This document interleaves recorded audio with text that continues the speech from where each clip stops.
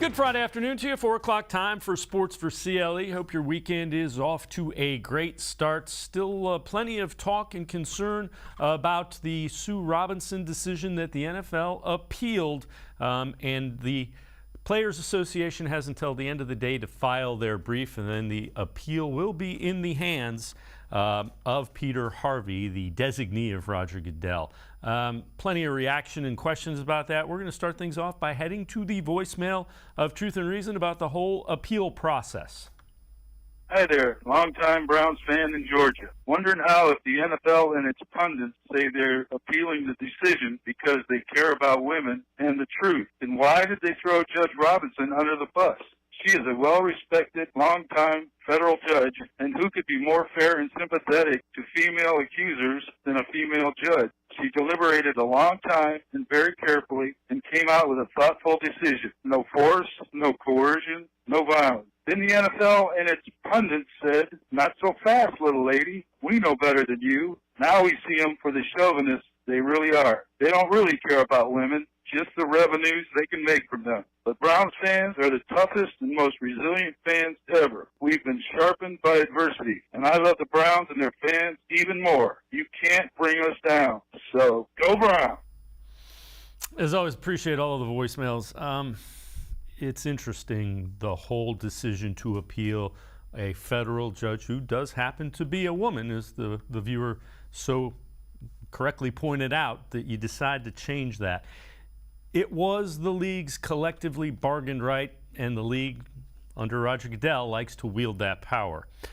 Mike Florio, Pro Football Talk on NBC Sports, about the guy that Roger Goodell appointed, Peter Harvey, and his relationship to Goodell in the NFL. This gives him one step away from saying, hey, I didn't do it, so it's kind of independent because it's not me. But Peter Harvey, the former New Jersey Attorney General, who, instrumental in the creation of the current conduct policy, was one of the advisors on the Ezekiel Elliott case, has been right there in lockstep with the way that the league handles this. Do you really think he's going to do anything different than what Roger Goodell would do? Is there any reason to think he's going to part ways with Roger Goodell? He's gotten some plum assignments from the National Football League in the past several years, and we've talked about this week, whether it's Sue Robinson, whether it's Peter Harvey, whether it's anyone else. You get that association with Big Shield, that helps the rest of your life and your career and your practice. You've got this affiliation with the NFL. You stand out among your other potential clients. He's not going to do anything that's going to jeopardize his gig that he has with the NFL. I hate to be cynical about it, but I don't think it's cynical. I think it's obvious. And again, it was collectively bargained to give Roger Goodell that final say, or his designee, after an independent arbiter came to the finding of facts. Florio, again, who has his law degree, was a practicing attorney for a number of years. On the NFL's case for Deshaun Watson's suspension, and in some important notes about Peter Harvey that are critical to understanding why Goodell named Harvey that designee. And there's no real explanation as to where 6 games comes from. Is it 1.5 games per victim? I don't know. But that's going to be the key on this appeal. And if Peter Harvey, if his opinion, the guy who helped write the thing, if he says, well, Judge Robinson wasn't involved in the discussions that led to the creation of this thing. It's kind of like looking at the legislative history before the passing of a statute. That's one of the things lawyers do to figure out what the statute really means. Well, the statute, I don't know, it's not clear. Let's look at what they talked about in Congress when they came up with the thing. Peter Harvey was Congress. He was the guy that was writing this thing for the NFL, so he knows how it's meant to be intended by the NFL. And given that the NFL has been pushing for a 1-year suspension, I would tend to think that he agrees with the interpretation that sexual assault is sexual assault. It doesn't matter if it's nonviolent. We're not going to draw that line here. And there's been plenty of people arguing that this week, that there shouldn't be a difference between violent and nonviolent sexual assault. So this all points to the NFL getting exactly what the NFL wants. And no one should be surprised when it happens. And again, Mike Florio alluding to the fact that Harvey, Peter Harvey, now the guy who is hearing this appeal from the NFL, helped write the personal conduct code. into the NFL's collective bargaining agreement, so he knows what the intention was. This is from Charles Robinson, Yahoo Sports, who has been another guy that has been on the front end of this. So his indications are relative to what the league is seeking: 1 year indefinite suspension and treatment, no fine, or if it is less than a year, it will carry a significant fine and treatment. The question becomes, what's an amount of games that that Watson would be suspended that would be good or acceptable to the league. So Ian Rappaport, NFL Network, on the Pat McAfee Show. He knew that the league and Watson's camp were talking before Sue Robinson's decision, trying to come up with a negotiated settlement that would make sense to both sides. Robinson came down with 6 games. League had the ability to appeal. Here's what Rappaport thinks could be going on as it gets closer and closer to that decision in the final amount of games by Peter Harvey. I will be curious to see if the league goes back to saying it needs to be a full year, or if they kind of get back to the table and say, like, you know what, let's kind of handle this now, and let's, if Deshaun Watson and his people believe it is going to be more than 6 games, which makes sense because it is now in the hands of Roger Goodell's designee, can they come up with some sort of number of games that everybody can live with? That's kind of the real question. So is it 10? Is it 12? I know the league is pushing for a year, but you do wonder if there's a sweet spot in there that makes sense for all sides to kind of to handle it now, have him suspended, and be done with it. And again, the important thing to remember, if it goes back to a year indefinite suspension, you can reapply. It's going to federal court, and then it's going to keep going and going and going. And we'll see if the league has the appetite for that. Mike Florio, Pro Football Talk again, remember, practicing a former attorney, has his law degree, on the NFLPA and the challenges they will face if they in fact do go to federal court. The moment Peter Harvey's decision is entered, if the NFL files a lawsuit after that gavel falls in the Southern District of New York federal court, a declaratory judgment action seeking a finding that this was a proper exercise of the NFL's power, they're going to win. They're going to win because it falls under the appeals court that ultimately found that the league was acting within its rights when it comes to Tom Brady. And the union's going to try to say, well, this is the first time we've done one of these where someone independent makes the initial decision and the league then handles the appeal. I look and I say, it doesn't matter because you've agreed to let him do it. What's weird about a very straightforward application of the procedure that you agreed to? Again, Mike Florio on the challenges. We'll have more of that later in the show with Daniel Wallach, a legal analyst and the co-host of Conduct Detrimental. Just his thoughts on what the league may be dealing with as far as an NFLPA's lawsuit in federal court. And it's a little different. So you want to be, again, we'll have that a little bit later in the show. All right, we're going to head back to the voicemail of Truth and Reason. Had a lot of calls just about this decision to appeal by the NFL. Hi, Mustafa Womack, 50-year Brown fan. I would like to voice my opinion in regards to the Deshaun Watson suspension as well as the NFL's appeal of his suspension.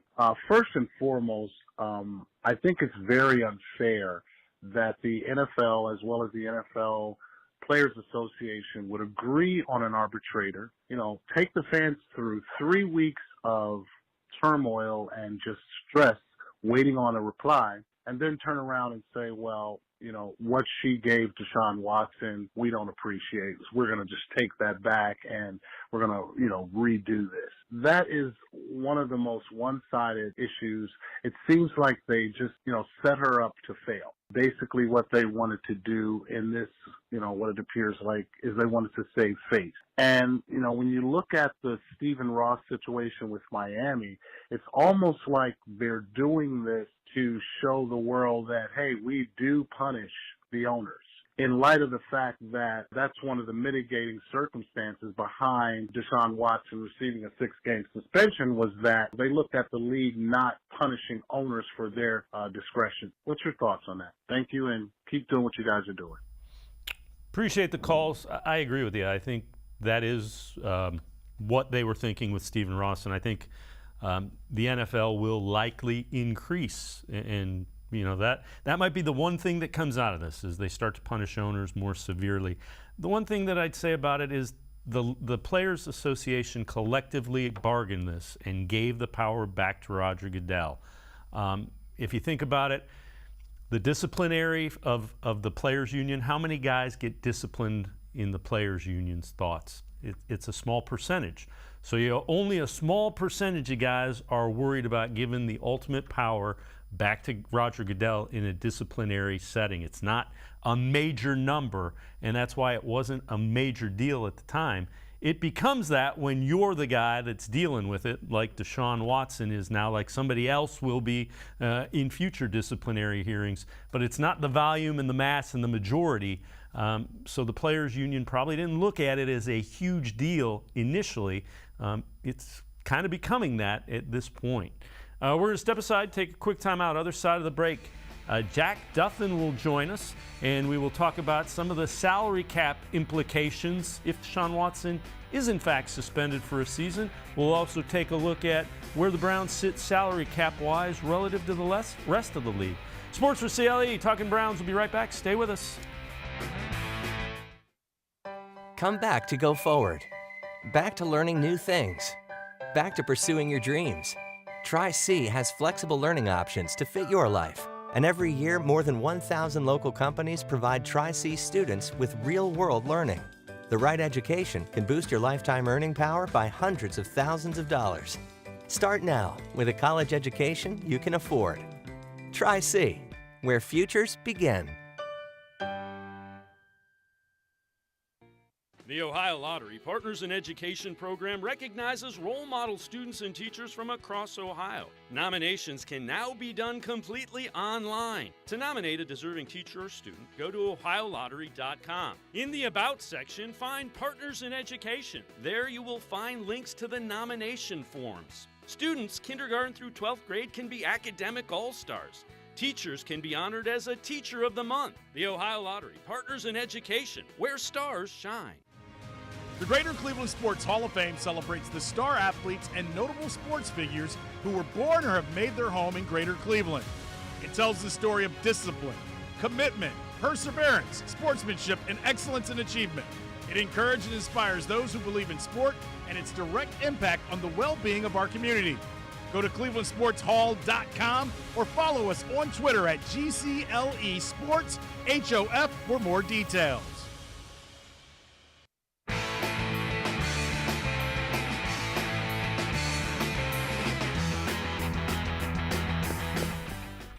We continue talking Browns here on Sports4CLE. Let's head to the voicemail of Truth and Reason. This one about the Deshaun Watson suspension. Hi, this is Mike. I know we're going to have to wait till Monday to hear the results, but in my mind, Deshaun Watson is gone for the year. Won't be playing football with the Browns till next year, so we're going to have to move on. I guess we'll see what happens next Monday as what they're going to do as far as practice goes. But what are the consequences if he is gone for the year as far as contractual? Will his contract not start till next year, and will he get paid this year at all? What are the consequences for that if he is indeed suspended for the entire year? Thanks. Bye. As always, appreciate all of the voicemails. Let's welcome in Jack Duffin from the Orange and Brown Report. He is outstanding with the salary cap. We always go to his Twitter and take stuff from him. I'll let you answer that question. You're much more qualified than I am, Jack. What happens if it is, in fact, a year suspension to the contract of Deshaun Watson?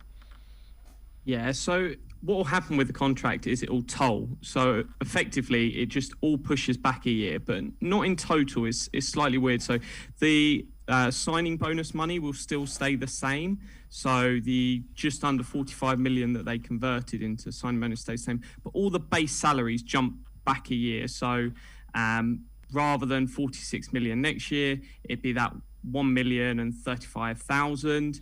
And then effectively what's going to happen is at this point, he's not under contract for 2027, but then suddenly he gets that there. So what it was a 230 million 5-year deal becomes a 230 million 6-year deal, but he's not playing for the first year of that. So it's one where the team get no real penalty. in a way. Obviously, they're without him for this season, but they're not losing out financially. Let's assume for a minute that it is, in fact, worst case scenario, it's an entire year suspension. What does going out and signing Jimmy Garoppolo to whatever would be fair market, not a sweetheart deal, what would that do to the Browns salary cap in the future? Because they're gonna, the thought is they'd roll over a significant chunk of this year's cap. What does signing a guy like Garoppolo do to future cap numbers? Yeah, I don't think it'd be too bad. I think generally at this point, you're probably looking at him getting cut. If there was a team desperate to trade for him, I think it would have already happened. For me, the two favourites now are the Giants or the Browns for him to end up on, because the Seahawks seem committed to tanking. Houston seem happy with David Mills. So unless someone gets injured, I think he's probably cut, and then he'll sign the team. And even if he's traded, I don't think he's playing on the number he's playing on. I think it'd be something where a team might guarantee 10, 12.5 million and then give him, say, up to 5 million more in incentives based on, hey, does he make the playoffs? Does he achieve so many touchdowns? Does he make the Super Bowl? Why he might not achieve all of that, they give him the chance to earn some of that money back. And quite frankly, I think if a team gets Jimmy G and they end up in the Super Bowl, they don't mind if they give him an extra couple of million in incentives. Yeah, I would agree wholeheartedly. So you tweeted out, I think it was yesterday, the salary cap that is available. And the Browns currently have $48,700,000 and some change. The next closest is $22.5 million. They do have all 90 of their roster spots accounted for at this point. When you look at that, is that number? Take us through what that means as far as $48 million. They'd probably like to roll a lot of that over. You can roll it over and kind of expand the cap space. Yeah, so anything you don't spend goes on to what you can spend next year. So I think they're going to want at least 35 million rolled over. And it might be a little bit more because you've still got to pay for practice squad guys during the year. When someone ends up on IR, you might have to sign another player to fill that space. So you'll probably burn sort of 5 to 10 million through the year, which is perfectly normal. So I think you're looking at around 35 million rolled over, and then you roll that onto next year. And we're expecting the salary cap next year, it doesn't get set until right at the end of the season, to be about 225 million. So if we roll 35 million over, suddenly the Browns are operating with a salary cap of 260 million, where other teams might be around 225, which is a big benefit. If Deshaun Watson's contract then tolls, we're talking about the Browns having about 48 million of cap space before they then look at, hey, do we want to re-sign any players? Do we want to spend in free agency? So there's some doom and gloom around the Browns' financial salary cap situation next year. It doesn't really stack up in facts. There will be tough decisions made down the line where they have to go, actually, is this player worth X? They've done it with Sheldon Richardson. They've done it with Jarvis Landry. They will make tough decisions, but they're not going to have to panic yet. They're not like the Saints where they're up against it and having to let their premier left tackle go in free agency. So eventually the salary cap comes due. It's just a matter of how far you can push it out, and it's, can you decide, well, this guy has kind of reached the end of his, top end life cycle. Is that kind of what you're saying? Yeah, so decisions will come, and the buzzword Andrew Berry always seems to come back to when he's chatting about the salary cap, he loves using the word sequencing, and it's looking at the stuff where you might have a rookie Nick Chubb paired with Kareem Hunt, who's on a veteran deal. Suddenly Nick Chubb's on a veteran deal, and then they're not going to look to extend Kareem Hunt. Is something I'd say to Browns fans, expect that this is his final year and then he'll go off into free agency. But you see in loads of different positions, they had Denzel Ward's now getting paid, so they brought in Greg Newsome as the young stud. Then you've got edge room, you've got Myles Garrett on big money. They won't want to pay Clowney forever. They're going to want Alex Wright in a year's time to step up and be that number 2. You've got Amari Cooper and DPJ. They've got Wills and Conklin. You look to have that balance between a veteran on big money and then a cheap rookie player. And that way you just keep cycling over because, hey, 4 years, that cheap rookie becomes a veteran, and then you need to get another cheap player in to replace that old veteran who, hey, he's done 8 years in the league. He's probably done. And the important thing is you got to keep drafting guys that get those second contracts and can play, which Andrew Berry has been pretty successful in the early going doing, correct? Yeah, he's done a really good job.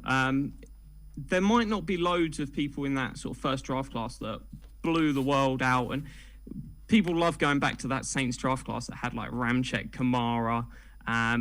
It was phenomenal. But it's not something drafting. There's quite a bit of luck. But if you can just get players that are contributors through sort of day 2 into that start of day 3, that is a really, really, really good spot for your team where you can go on and build on that and really, really compete. So it's not looking for, hey, can we get 1 star in a draft? It's more looking, do you get 4 solid players that are playing meaningful minutes? And then everything else then comes together. Jack Duffin from the Orange and Brown Report and I are going to step aside, take a quick time out. Other side of the break, we'll take a look at some of the position groups that Andrew Berry has signed a lot of guys at. We continue talking roster construction with Jack Duffin from the Orange and Brown Report. Stay with us on Sports4CLE. We'll be right back. Come back to go forward. Back to learning new things. Back to pursuing your dreams. Tri-C has flexible learning options to fit your life. And every year, more than 1,000 local companies provide Tri-C students with real-world learning. The right education can boost your lifetime earning power by hundreds of thousands of dollars. Start now with a college education you can afford. Tri-C, where futures begin. Maybe cliche, but there's no I in team. The only identity that matters is we. The collective effort to love thy neighbor is needed now more than ever. The responsibility behind pronouns such as I, me, and mine impact we, us, and ours. So understand that you make all the difference in the team. He, him, her, or she can't disturb our peace, since we control our destiny as student athletes. This is the power of pronouns. The Ohio Lottery Partners in Education program recognizes role model students and teachers from across Ohio. Nominations can now be done completely online. To nominate a deserving teacher or student, go to ohiolottery.com. In the About section, find Partners in Education. There you will find links to the nomination forms. Students kindergarten through 12th grade can be academic all-stars. Teachers can be honored as a Teacher of the Month. The Ohio Lottery, Partners in Education, where stars shine.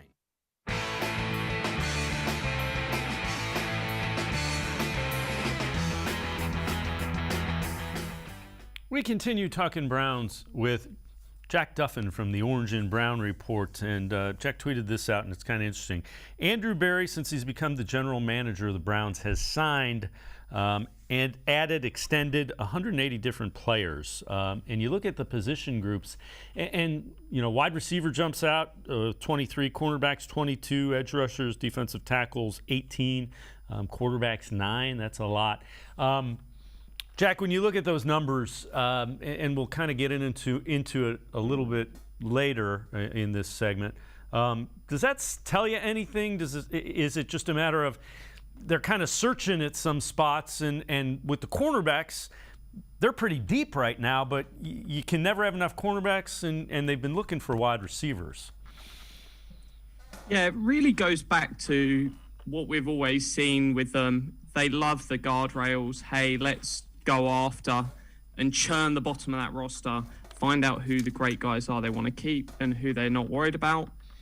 So it's not a surprise that in 3 years now, well, it's effectively 3 years because the off season's the time you add loads of guys, that they're searching for who they want to keep long term. So you've got to keep searching. Andrew Berry's not afraid to keep out push. Let's look for a little edge we can find, because you're not going to find home runs in waivers, free agency, sort of street free agents, but you might find someone that can just come in and be a contributor. Yeah, especially special teams. So a name that Browns fans will remember, Takk McKinley, was playing pretty well when he tore the Achilles. I know you tweeted this out. because of the depth, doesn't make much sense for the Browns to potentially re-sign him. Take us through kind of your thought process there, and you know what you think Andrew Berry might be thinking as well. Yeah, so you expect 5 edges, because each year Andrew Berry's kept 9 on the defensive line when we look at the first week of the roster. It has been a mix of 5 DTs and 4 edges last year, and then the reverse of that into Andrew Berry's first year. But this year I feel really good that it's going to be 5 edges, 4 defensive tackles. The question comes down to 3 of them are locked. We know it's Miles, we know it's Clowney, we know it's Alex Wright. They're not going to let any of those guys go. So then you're saying, hey, if they sign Tack's going to be on decent money, but they'll more or less guarantee his contract. So that's a 4th one locked in. And then, hey, you're basically saying out of that 4 guys that aren't signed, Rochelle, I think, has got a long shot to ever make the roster. But you're looking at Weatherly, who they obviously really liked because they guaranteed $650,000, which is it's a significant sum, because if you end up cutting him, that's dead cap. You can trade him, and a lot of that guarantee moves to a new team. You've got Winovich, who they traded Mac Wilson for, so it wasn't a massive commitment, but who knows what he's going to go out and produce. And then Thomas, he's never cut a draft pick yet. This seems to be the first year when Andrew Berry might have to cut one of his draft picks, or at least move them on.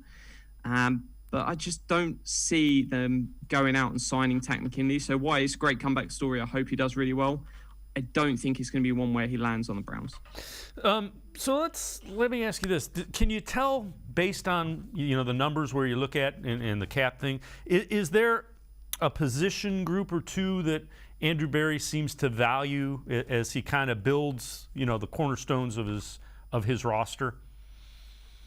Yeah, so you can tell with certain areas. So like he loves putting lots of money in the edge room, but puts very, very little in defensive tackles and linebackers. So it's where you would expect. The modern NFL is about the pass game, so you don't really need linebackers, you don't really need defensive tackles. They're not big difference makers, whereas putting money in corners, putting money in edge rushers is really, really important. They've put a lot of money in the offensive line. Will that change over the next few years? It's going to be really interesting to track that, but there's a lot of money been invested there, and they are big spenders in tight end. And they have been all the way through. And that's some really interesting stuff. One thing that shocked me is the modern NFL is so pass heavy, they haven't committed that much in wide receiver. So certainly keeping an eye on it. Their wide receiver core just isn't good enough. If you're talking about the Bengals, you've got 3 really, really good wide receivers. If you're talking about the Tampa Bay, they've got 4. You've got Julio Jones, Russell Gage. They're probably both better than Donovan Peoples-Jones. So Tampa's got 4 wide receivers better than Brown's number 2 wide receiver. So while there's a lot of young promise in that room, it needs to step up and get a lot better if we're going to talk about perennial postseason competing for Super Bowls. You can't do it with the wide receiver core we've got at the moment. Yeah, that would be the area you look, because you're absolutely right. Passing league, so the edge rushers are the guys that pressure the quarterback. The cornerbacks are the guys that cover the wide receivers. The quarterback, which we know he's the guy that throws the ball, so the wide receivers are kind of that missing piece. Do you think the Browns, are they set up cap-wise if they decide to bring in a veteran wide receiver, do you think? They certainly could, and I don't think the cap's really stopping them from signing anyone anywhere. They're going to look, does that player provide value? And the other question is, who do they have to sacrifice to bring someone in? Because if you're talking 6 wide receivers, you've got Amari Cooper, you've got Grant, you've got Donovan Peoples-Jones, you've got Swartz, you've got Bell. I would say those 5 are all pretty much locked in. And then you've got Mike Woods, who, if Mike Woods is good and they've got some promise and they're interested in keeping around, well, if you bring in a Will Fuller, then Mike Woods is highly unlikely to make the roster. And it's that difficult decision of, while it's like, yeah, keep adding more talent.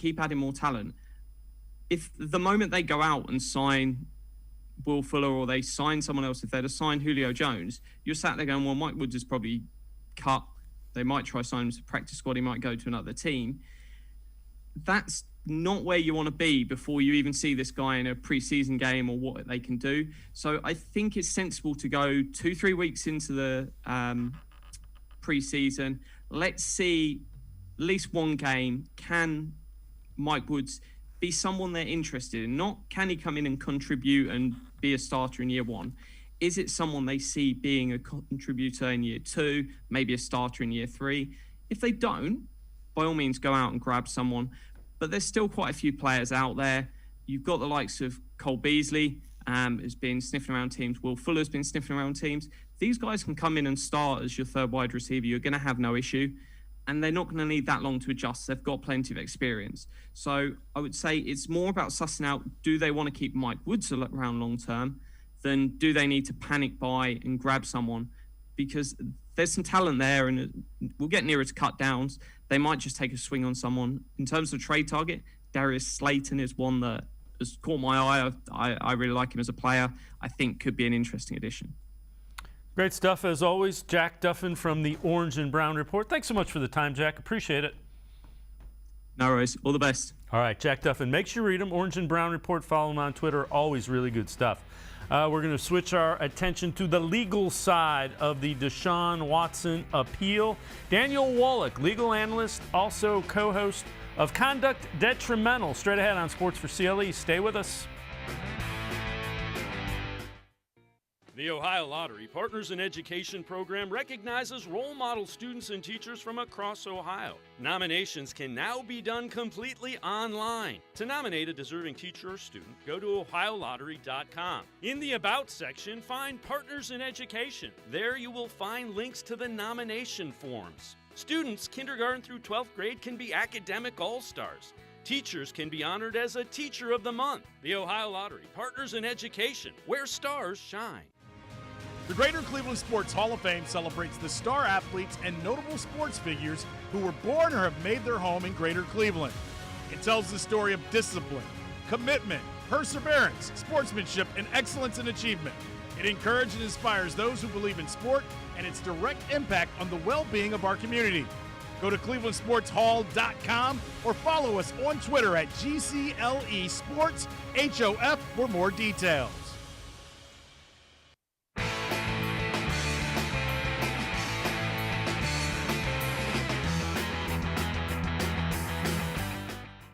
Sports4CLE continues, and we're going to talk a little bit more about the Deshaun Watson case. Let's welcome in Daniel Wallach, legal analyst, also the co-host of Conduct Detrimental, who's been on the show a number of times. Daniel, appreciate the time. Let's begin. So Peter Harvey, selected as the designee by Roger Goodell, not an independent designee, but a guy the NFL is familiar with, correct?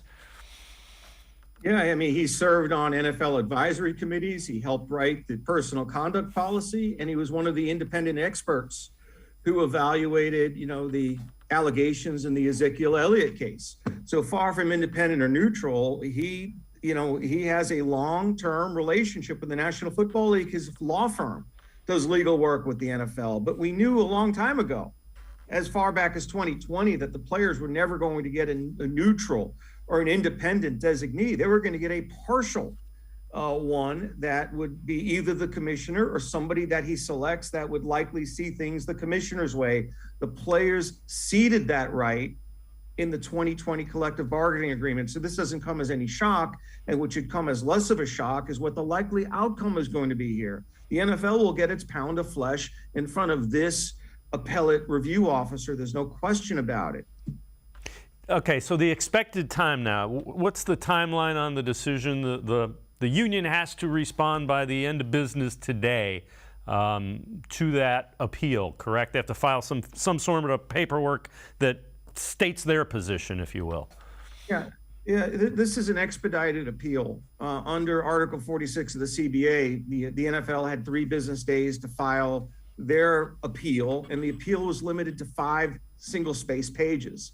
So it was a very short argument. They had to file it within 3 days. They filed it within 2 days because they didn't want Deshaun Watson to have the benefit of the full weekend to get his response in. And these deadlines are measured in business days. Weekend days don't count. So the NFL filed quickly on the second business day so that Watson's response would be due on Friday instead of Monday. And why give Jeffrey Kessler, one of the greatest lawyers in the sports industry, 2 extra days to sharpen his edges and firm up his legal arguments. So Watson's response is due today, and in all likelihood, the hearing officer will decline to hold an oral argument. Normally in appeals, courts have oral argument before 3-judge panels more often than not, but I think it would be the NFL's wishes, as expressed to Peter Harvey, not to hold oral argument, just to determine the outcome on the basis of the written submissions. And if he's going to do that, he's going to have all the briefs, fully papered up by the end of the day Friday. It should take him no more than a week, 2 weeks, maybe at the outside 3 weeks to modify the discipline imposed by Judge Robinson. Now, Mr. Harvey is going to have to write a written opinion. He's going to have to basically, analyze the evidence, apply it to the facts, and determine why a higher sentence or a higher amount of punishment would be warranted here, because he's likely going to take this from 6 games to an indefinite suspension of 1 year or more. And he's got to justify that, because while he's the last line of defense internally within the NFL's disciplinary process, he's not the final review body. That belongs to the United States District Court for the district of whatever state Deshaun Watson sues in 3 weeks, 4 weeks down the road. So I think he wants to write an opinion that will withstand federal judicial review. That's why I would expect, while this is an expedited appeal, I don't expect a decision inside of 1 week. I think he's going to take between 2 to 3 weeks to make sure that he writes an airtight opinion that will withstand scrutiny by a federal court. So how does Watson get that to federal court, and what method does he have? If you're advising him, what is your team coming up with if Deshaun Watson does in fact get that year suspension, decides to take it to federal court? How does he do it? Where is there a chance for him to get that reduced? Sure, it's all about the venue.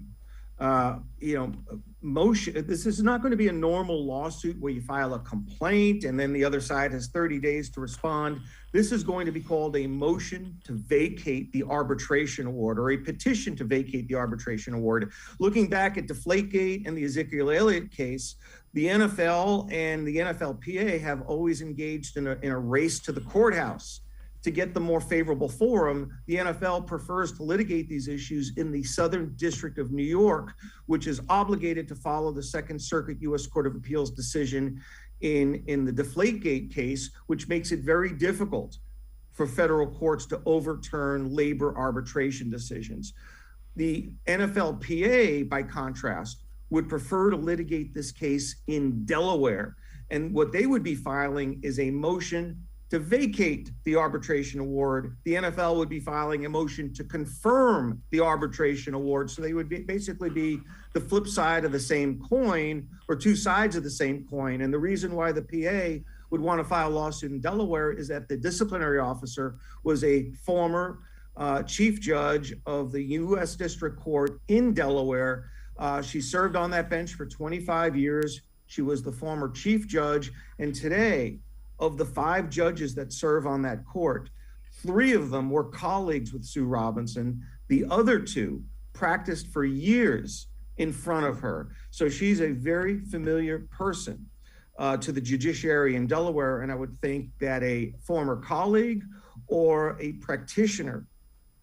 former practitioner in front of Judge Robinson when she was on the bench in Delaware would be likely to look very favorably upon her analysis and on her reasoning.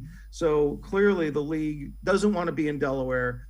The league wants to be in New York. The union wants to be in Delaware. And it's all about who wins the race to the courthouse, because under federal litigation practice, there's a concept known as the first to file rule. The jurisdiction where venue attaches first, the first filed venue, is the one that keeps the case. And what we saw transpire in the Elliott case and in the Deflategate case is that the league controls the timing of the release of the decision, because either Commissioner Goodell is the appellate judge, or one of his associates or former colleagues or arbitrators is the judge, and they tip the NFL off to the release or the timing of the opinion. The league runs with it to federal court in New York and secures jurisdiction in the Southern District. And I think what Watson needs to do here, what Jeffrey Kessler needs to do here, is get an assurance from Peter Harvey that if you're going to be an objective judge and treat both parties fairly, you have to release the decision simultaneously to both sides, so that there's no unfair head start given to the National Football League. And if I'm Jeffrey Kessler, he's got a complaint, a motion to vacate the arbitration award already pre-written, and he's got local counsel in Delaware that can run to the courthouse the moment this 1-year suspension is issued, and he can get into federal court in Delaware before the league can get into federal court in New York. And by accomplishing that, the lawsuit would be pending in a Delaware federal court rather than the New York federal court. But there's also a scenario in which the later filed lawsuit in Delaware, if it were to be the case, could still be the case where venue attaches, because that's where the arbitration took place or the disciplinary hearing took place. And if the league tries any shenanigans here with an early release of the opinion and they try to win the race to the courthouse before the union knows what hits them, well, that smacks of bad faith, forum shopping, and inequitable conduct. And the first filed court may say, wait a second, National Football League, you've engaged in gamesmanship here. We're going to transfer this case to Delaware. So at an outset, it's initially the battle of who secures jurisdiction first and which federal court hears this dispute. So how do you appeal it? What areas of this can Deshaun Watson and his team appeal? Because it sounds like, it's not going to be outstepping the bounds because they collectively bargained that, Roger Goodell or his designee would have the right to appeal. What area of this can be challenged by the NFLPA? Well, it's not going to be the weight of the evidence, because federal courts are not going to reweigh the evidence or decide that they would have decided the case differently. Judge Sue Robinson has already identified the issue that will get the Players Association and Deshaun Watson into federal court. I think it's on page 13 of her opinion, the issue of fair notice. Now, she wrote that when there was all this public outcry in the aftermath of the Ray Rice initial suspension of just 2 games, the league revised its policy, its personal conduct policy, to create a minimum suspension of 6 games whenever there was violent conduct involved. So what Sue Robinson wrote in her opinion is that, that provided fair notice to the NFL players that they would be subject to a minimum suspension of 6 games if their violation of the personal conduct policy involved a crime of violence or any kind of violent conduct, which is the use of physical force. By contrast, in this situation, it's undisputed. It's undisputed by the NFL and by the Players Association that this was not an offense involving violent conduct, the use of force. And she wrote that the players in this instance, unlike the Ray Rice scenario where you knew you're going to get dinged for at least 6 games if the conduct involved violence, she wrote here that the players didn't get fair notice, that nonviolent conduct would be treated as severely or more severely than violent conduct. Because remember, the minimum suspension for violent conduct is 6 games, and the league is asking Sue Robinson to impose a 1-year suspension based on a non-violent violation or nonviolent offense of the personal conduct policy. And that implicates the due process clause of the U.S. Constitution, because due process applies not only when the state tries to prosecute you, it applies equally to administrative proceedings and arbitral proceedings. And under due process, a person has to have fair notice not only of the conduct that will subject him to punishment, but also of the severity of the penalty that the state or the agency may impose. And while Deshaun Watson had noticed that the conduct would subject him to punishment, he never received any notice, nor did any of the NFL players receive notice of the penalty that would attach to a violation of the personal conduct where nonviolent conduct was involved. And that's his winning argument in federal court. Now, if I'm Jeffrey Kessler, I focus. We don't have an appellate decision yet, so I don't want to foreclose other possible arguments. Maybe there's a bias, or an evident partiality argument based on the identity of the arbitrator. I don't think that's a winning argument, but I think the due process issue and the issue of the lack of fair notice, which Sue Robinson identified in her decision, that's going to carry forward to federal court and could resonate with a federal court judge, because while there's a very limited standard of review or very limited inquiry that a federal court would make in a labor arbitration award, there are very limited circumstances. You look to whether the arbitrator construed the agreement, not whether he got it right or wrong, but only whether he construed the essence of the agreement. But there are exceptions. And one of the exceptions is manifest disregard of the law and violation of public policy. And one could argue that ignoring the constitutional cornerstone of the due process requirement of fair notice is not just a violation of the law, but it is a manifest violation of the law that would constitute not only that exception to judicial, favoritism of an arbitration award, but would it also implicate the public policy exception to judicial confirmation of labor arbitration awards. So I think there are two avenues that Watson and the NFLPA can pursue: manifest disregard of the law and the public policy violation that is anchored to the lack of fair notice, which is a due process consideration. He never got fair notice of the severity of the punishment that he would be subjected to, not where the league is trying to punish a nonviolent offense twice as severe as a violent offense. And I think that's where he has a sliver of hope in federal court.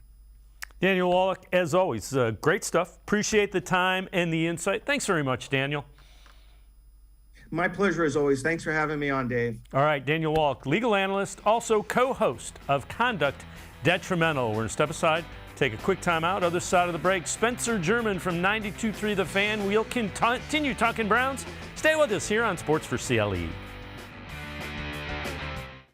The Ohio Lottery Partners in Education program recognizes role model students and teachers from across Ohio. Nominations can now be done completely online. To nominate a deserving teacher or student, go to ohiolottery.com. In the About section, find Partners in Education. There you will find links to the nomination forms. Students kindergarten through 12th grade can be academic all-stars. Teachers can be honored as a Teacher of the Month. The Ohio Lottery Partners in Education, where stars shine.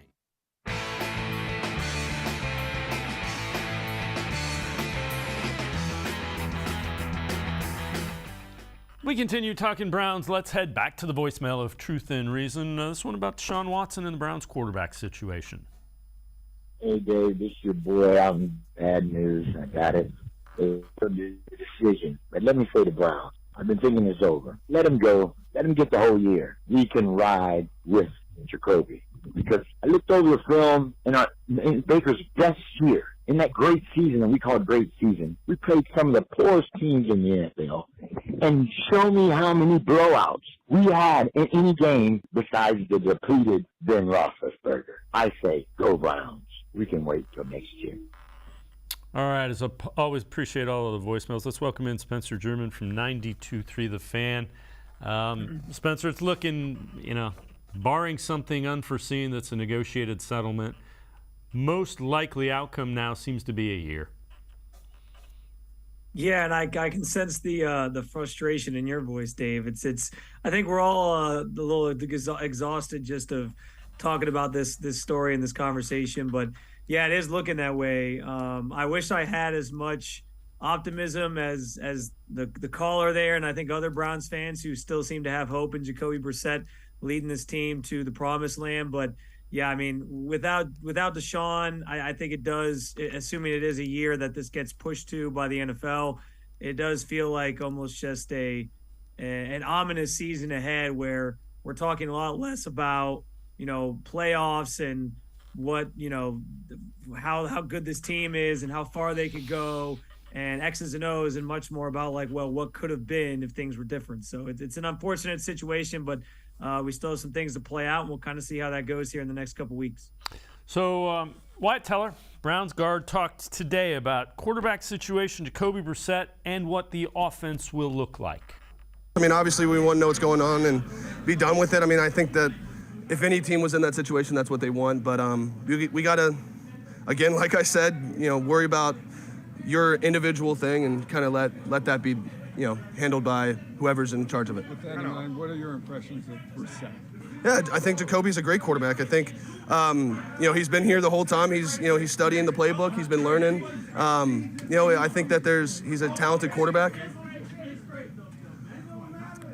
Yeah, but he's a talented quarterback, and I'm excited to see what he's got. Wag, you still got a lot of experience offensively, a lot of talent. Do you feel like you guys can still put up a lot of points, even if it is Jacoby Brissett? Yeah, let's run the ball. I'm an offensive lineman. Let's run the ball. I honestly, I alluded to it, but I'm so worried about what's going on in front of me. What backer to block, what D lineman to block. I can't really worry about who's behind me. And again, Spencer, you're not comparing what you would potentially get from Jacoby Brissett to Baker Mayfield at his best. Compare it relative to what you got a year ago, and it's likely going to be better, and better than by more than just a little. And the team was right around 500 a season ago. Yeah, I would think so.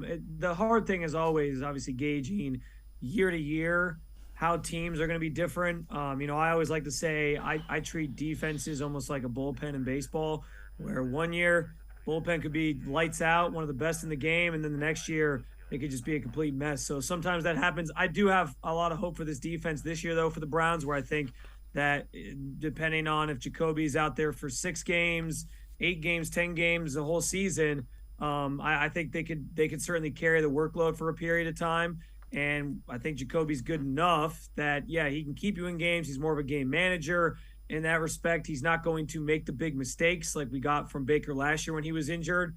So, yeah, when you look at it in that lens, I think there is a good chance that the Browns could be at least around 500. Obviously, there's no true 500 anymore, but around that mark, if not a couple games better, assuming they're playing great defense and they're still able to do some things offensively.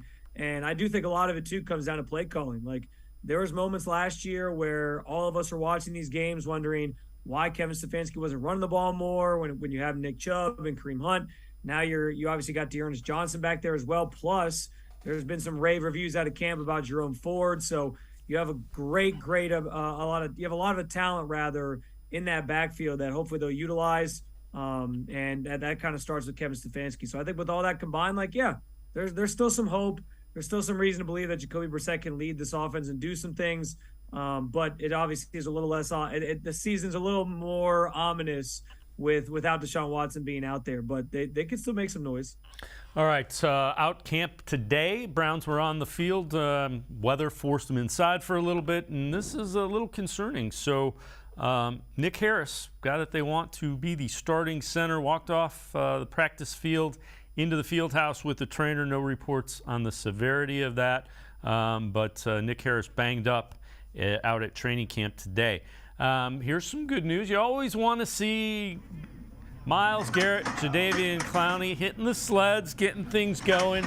Another guy, rookie Cade York, hits this one, 54 yards, doinks it in. Now, he did actually miss a field goal. His first miss of camp was 5 of 6 today. Amari Cooper, some pretty good coverage by Greg Newsome. Cooper does make the grab against Newsome as well. And to take a look at Jacob Phillips covering David Njoku in the back of the end zone. That's always good to see as well. Phillips, a guy, a linebacker, who's been banged up, but very active and able to run very well with the tight end, Spencer.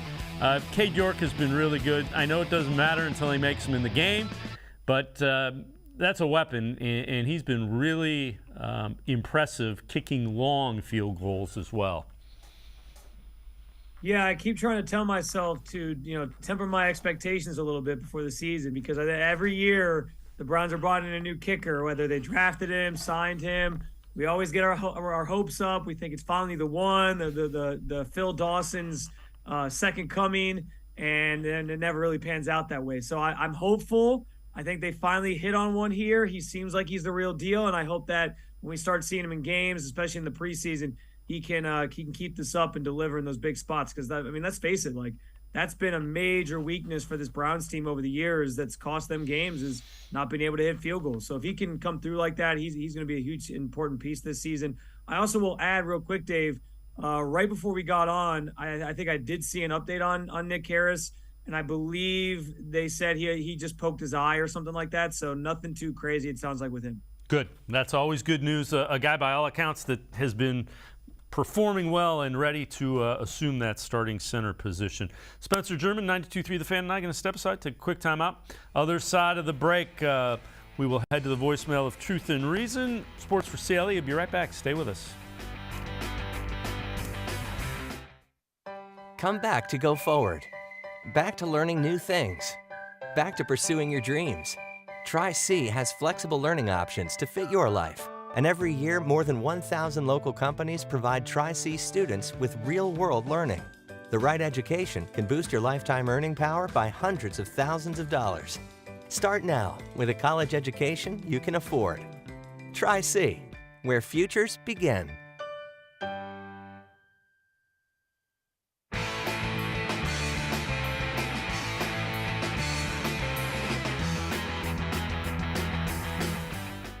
Sports4CLE continues, and as expected, the NFL Players Association has in fact filed their reply brief to the NFL's appeal regarding the Deshaun Watson suspension that will likely be increased, but the NFLPA had till the close of business today, which is about 4 minutes away, so they got it in and they replied. Let's head back to the voicemail of Truth and Reason. This one about the Deshaun Watson decision. On behalf of Youngstown, of course I want Deshaun Watson to play. But how much more does Goodell and the NFL owners want to punish him and let him and the other NFL players know that they have power to do anything they want? Sue L. Robinson, the former judge, was used as a front, and the players need to hold DeMaurice Smith more accountable in future negotiation matters. This instance here not only affects Watson, but all NFL players. And on another note, I heard John Harbaugh says he didn't like what's going on, but he can't speak on it. How quickly we forget, huh? Here's a coach that had Ray Lewis on his team and all the stuff that they went through. And I won't even speak on Ray Rice, but I'm going to stick with Ray Lewis. John Harbaugh, yeah, you need to be quiet. But love the show. Your thoughts, please. As always, appreciate all of the voicemails. Yeah, if I'm the head coach of the Baltimore Ravens, I'm not. You're right, you can't say anything because you'd be throwing stones at glass houses, Spencer. So I got to agree with Thad on that one. The one thing I would say relative to the Players Association, they look at things that affect the majority of players. Disciplinary hearings, it's a small section of players that end up in disciplinary hearings. That's probably one of the reasons is I'm thinking, why would you collectively bargain that? That's probably one of the reasons they gave the appellate power back to Roger Goodell. Yeah, no, I think you're right, and you're spot on with your analysis of the NFLPA and the way that they view this thing. Which, to the caller's point, like 6-game suspension probably in their favor. Now they have to go through this process with the appeal from the NFL, and what comes after that obviously is to be determined. But yeah, every step that they take from here on out is with the thought process of we want to make sure for now and for the future that our players are being best represented, not punished unfairly. They're thinking, chess, 3D chess, if you will, like down the line of what this means for the future of the league and the future of the players. So that's certainly the reasoning behind them kind of, countering and doing whatever comes next for them. And yeah, I like, to the caller's point on the Ravens, I do think this entire process has presented a lot of virtue signaling, whether it's from other teams, whether it's from other fan bases. A lot of people who, are saying, trying to make Browns fans choose between their team and their morals. And I just don't think that's right or fair, because at the end of the day, this is going on all around the NFL, maybe not to the extreme of what Deshaun Watson is accused of, but it's going on around the NFL with the owners, with other players. And guess what? All of us, we're all turning the games on Sunday. Yep. So we're all kind of guilty in that regard. I agree with you wholeheartedly. And, again, glass houses. Don't throw stones. Yeah. Everyone's in a glass house here. All right, this is from Bet Jack. Before we let you go, it's kind of interesting. So the favorites to be Jimmy Garoppolo's next team. And based on that potential year suspension, Browns are now the favorite, plus 250. Giants, plus 375. Texans, plus 400. And 49ers all the way up at plus 800 now. Thoughts? Do you think if, in fact, it is a year, I would not at all be surprised to see Andrew Berry go out and get Jimmy Garoppolo. They got plenty of cap space, as we talked about last segment. Yeah, I think we talked about this a couple of shows ago, I think, Dave, or a couple of weeks ago, I should say. And I hate that we're here because at the beginning of the offseason, when there was rumors that they might move on from Baker and that Jimmy G was in play, I was kind of, I don't know about this. I don't know how I feel about that. I don't know if it's an immediate or massive upgrade. But we're talking about a team that is built to win now. They have all the pieces in place, and you don't really want to have almost a throwaway season or a season that gets just burn it down because there's no chance the Browns are going to be able to do anything or be competitive. So the idea of Jimmy G, guy who's won before in big moments, taking multiple teams to an NFC Championship game, taking a team to the Super Bowl. I think, and he also has some familiarity with Kevin Stefanski's offense coming out of the Gary Kubiak system. So I think that there is certainly some potential there. There's also the obvious of the Browns, the only team that could theoretically trade for him and fit his salary cap on their roster this year. It's an interesting point there too, because I know that the Browns probably want to roll a lot of that money over to next year.